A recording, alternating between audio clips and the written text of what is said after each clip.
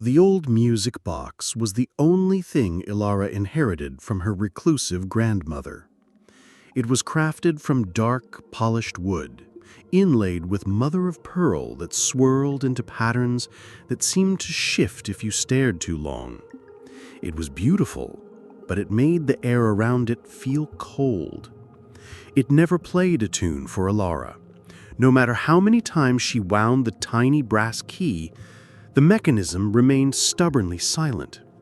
She'd almost decided to put it on a shelf as a decoration when she noticed the first strange detail. The tiny, frozen ballerina figurine inside wasn't facing forward. She was turned slightly, her painted eyes looking over her shoulder, directly at whoever opened the lid. A week after the box arrived, Elara began to hear the music. It was faint, a ghost of a melody drifting from another room, a tinkling, discordant lullaby she'd never heard before. It always ended with a sharp metallic click, like a key stopping. She'd searched the empty apartment, her heart thudding, finding nothing. Then the shadows started to feel deliberate. She'd catch a sliver of movement in her periphery, a shape that resolved into nothing when she turned. The apartment, once sun-drenched and cheerful, now held pockets of deep, cold shade, even at noon.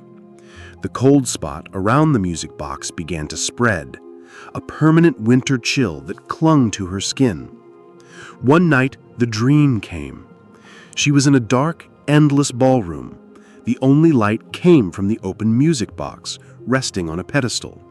The ballerina was dancing, her movements jerky and unnatural, her head perpetually turned, those painted eyes locked on Elara.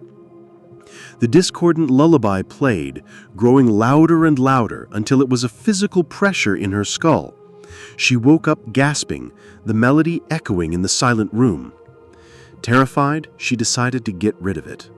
She wrapped the box in a black cloth, drove to the other side of town, and threw it into a dumpster behind a bustling supermarket. She felt a wave of relief so potent it made her dizzy. She returned to an apartment that was warm again. The shadows were just shadows. She slept deeply for the first time in weeks. The next morning, she made coffee, her back to the kitchen counter.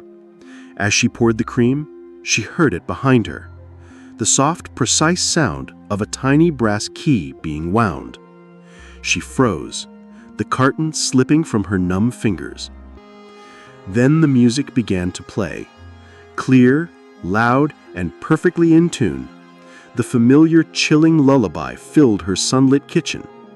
Slowly, against her will, Elara turned. The music box sat on her counter, the lid wide open. The ballerina was no longer looking over her shoulder. She was facing perfectly forward, and her painted eyes were now closed.